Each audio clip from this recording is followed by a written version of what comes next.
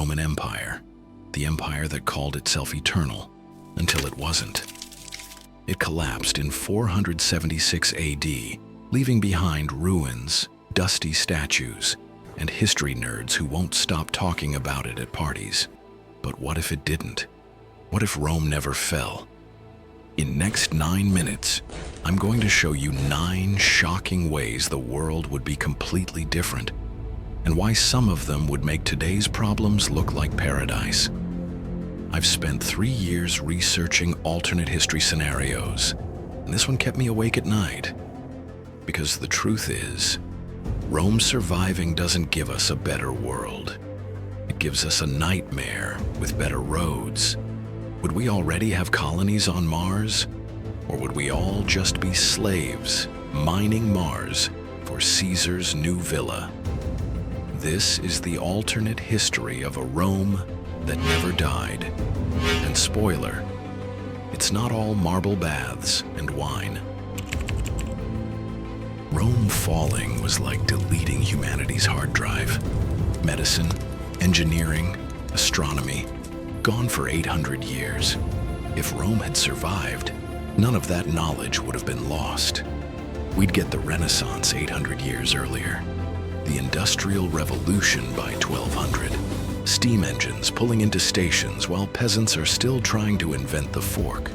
Sounds amazing, right? Here's the problem. Rome loved war more than progress.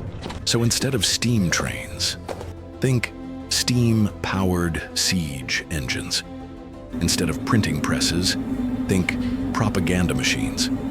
Instead of medical advances, think better ways to torture enemies. Rome with gunpowder by 1000, cannons by 1200, nuclear weapons by 1400. One empire, one finger on the button, for 1,000 years. And yes, it gets darker. Because if Rome had that much power, the real nightmare isn't weapons. It's what happens to people.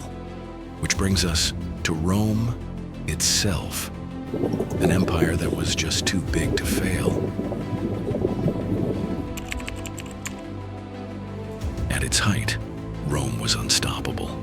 60 million people, 250,000 miles of roads, and an army that basically invented world domination. And then, it crumbled. Why? Corruption? Plagues? Overextension? Barbarians? You name it. Basically, imagine if Amazon went bankrupt because Jeff Bezos spent all the profits on gladiator fights. That was Rome. But here's the terrifying part. Rome didn't have to fall. It could have reformed. It could have survived.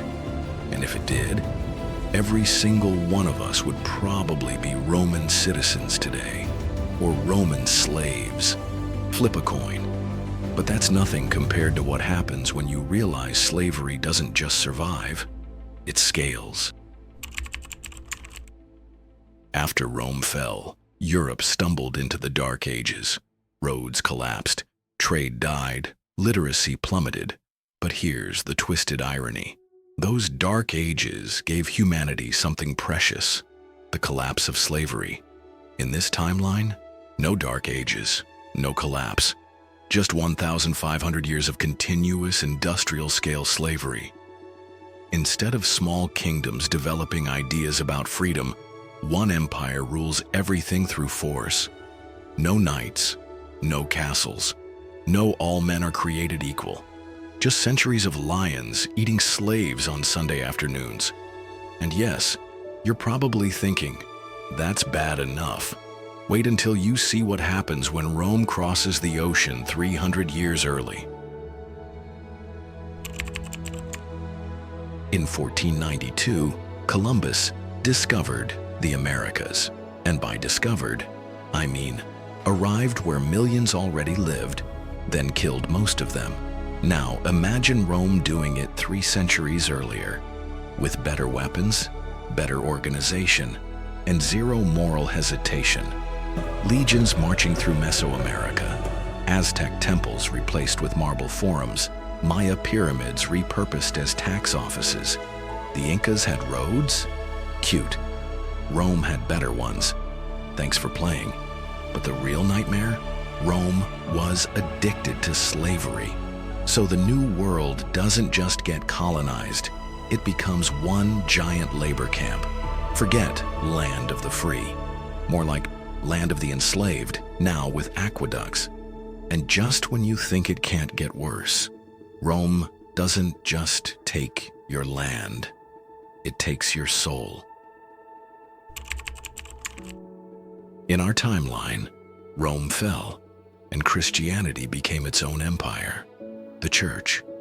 It crowned kings, fought wars, and eventually fractured into Catholics and Protestants. But in this world, Christianity never escapes Rome. The Pope isn't an independent leader. He's just another imperial bureaucrat. No reformation, no freedom of belief.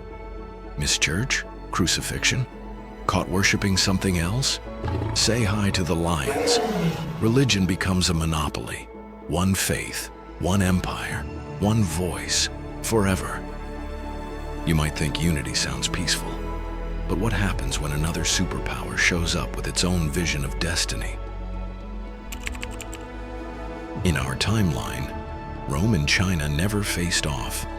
Both collapsed before they could. But in this one, by 1000 AD, they're still standing. Rome in the west, China in the east. Two superpowers, advanced weapons, zero chill.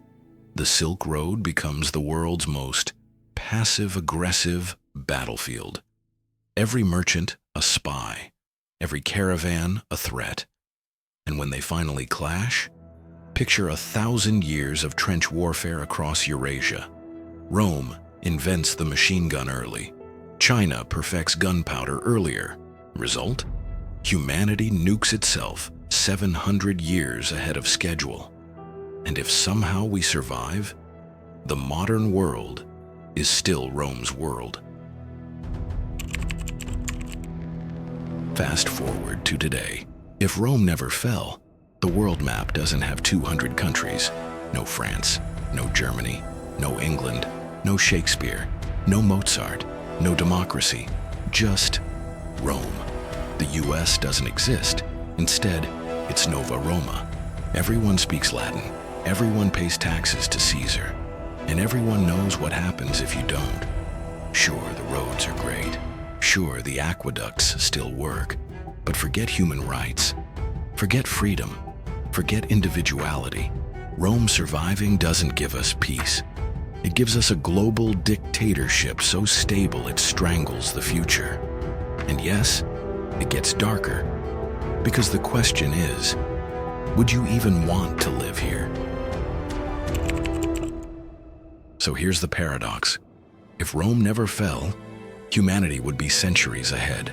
No dark ages, no setbacks, no rediscovering knowledge. By now, we'd have Mars colonies, cures for disease, maybe even immortality. But the cost? Slavery never ends. Religion is state-owned. Freedom never develops. Rome would be the first and last empire. One dictator holding humanity's throat for 2,000 years. Which leaves us with the darkest truth. Rome didn't fall because it was weak. It fell because collapse was the only way humanity could escape. The Roman Empire called itself eternal. It wasn't. And maybe that's the only reason we're free to imagine this nightmare. Because Rome surviving might have given us a utopia, but far more likely, it would have given us a cage. So, what do you think? Would you want to live in the eternal empire? Or are you secretly glad it fell? If you're still watching, you know the answer isn't simple. But if you want more nightmare scenarios that make you rethink history, subscribe now, because the next one might be even darker.